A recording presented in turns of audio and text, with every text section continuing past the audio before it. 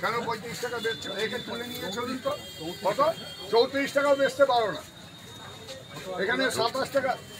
আবার সেই ফালতু কথা বলছে। সেটা 5 থেকে এনে এখানে 35 টাকা। বলা কাটায় লোকে। কাস্টমারে আমরা পিএসআই কে আছেন অফিসার? আপনি চেস করুন তো। এই নাম ঠিকানা নেই। এনারা 25 টাকা দিয়ে কিনে আনছে। 25 টাকা দিয়ে এখানে এনে তোমাদের 27 টাকা করে বেচছে। তোমরা কেন এক বস্তা আলুতে 2 কিলো করে ছাড় বেরোচ্ছে। যতই ছাড় বেরো, ছাড়গুলা কত করে বেচো? যতই ছাড় বেরো, ফেলা তো যায় না, বিক্রি তো হয়। এবার দেশটা তো কম কমে বেচো একটু। কম দামে বেচতে হবে। বেচছে মানে 8 টাকা করে 1 কিলো আলুতে প্রফিট করছে। কি? হ্যাঁ, চলুন আমরা আজকে না অনেকদিন ধরে 30 টাকা না না আরে দিয়ে 30 টাকা। নিয়ে যায় 12 মাস পুদ্দার আছে নিয়ে জিজ্ঞেস করুন 30 টাকা। বাজারে একই আলু কেউ 30 বেচছে, কেউ 35 বেচছে। আমাদের মাল না থাকলে আমরা দোকান বন্ধ করে দিই। আমাদের রিটেল আছে সব পাইকারি রেট মানে 30 টাকা 28 টাকা পাইকারি।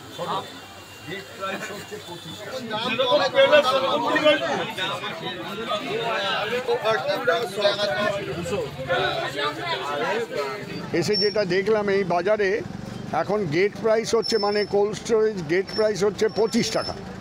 সেটা এখানে হোলসেলাররা বেচছে 27 টাকা, আর এখানে দোকানদার রিটেলাররা বেচছে 35 টাকা। আবার কেউ এখানে একজনকে দেখলাম 30 টাকাতেও বেচছে। এই যে এই পরিস্থিতি, এটা কিছুতেই হবে না। আমরা বলছি যে এগুলো করবেন না। মমতা ব্যানার্জি বারবার বলছেন যে এসব করা চলবে না, যেরকম কিনবেন সেরকম বেচুন, না হলে কিন্তু কড়া স্টেপ নিতে বাধ্য হবে প্রশাসন। এরপরে এখান থেকে দোকান থেকে তুলে নিয়ে যাবে, নিয়ে গিয়ে লক আপ করে দেবে, তখন কোর্ট ঘর করবে, ব্যবসা আর করতে হবে না। তা আমরা সেটা চাই না বলেই বোঝাচ্ছি। এরপর যদি না শোনে তখন পুলিশে তুলে নিয়ে গিয়ে ঢুকিয়ে দেবে ভেতরে। একই বাজারে কেউ বেচছে 30 টাকায় একই আলু, আর কেউ বেচছে 35 টাকায়। এ তো অরাজকতা, চলতে দেবো না।